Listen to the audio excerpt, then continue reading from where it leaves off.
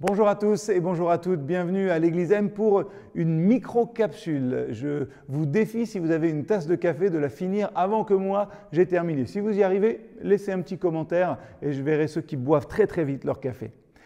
On retrouve aujourd'hui Daniel. Daniel, ça a été un homme d'État qui a servi sous 3 gouvernements à Babylone et il a servi sérieusement. Plus encore que ça, il l'a fait de manière excellente avec probité. Daniel faisait du bon boulot.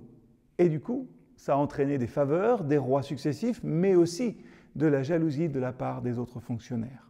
Alors, ce n'est pas ce qu'on va voir aujourd'hui, mais ça m'a fait penser un petit quelque chose.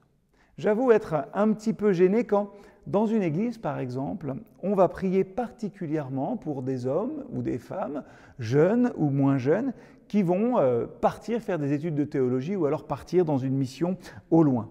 Certes, ils ont besoin de nos prières et loin de moi l'idée de dire qu'il faut arrêter. Au contraire, il faut continuer. Mais j'ai envie d'ajouter « et les autres ». Vous savez, cette manière de faire inconsciente, finalement, elle est assez symptomatique.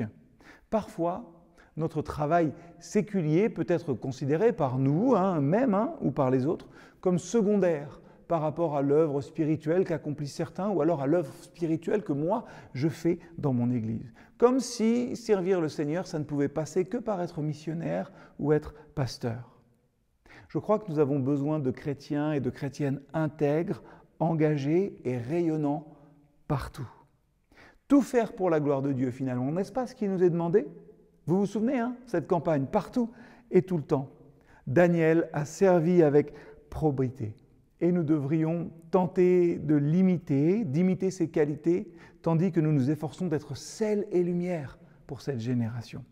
Quelqu'un a dit un jour, les chrétiens devraient être aussi bons que Daniel afin qu'on ne puisse les ignorer.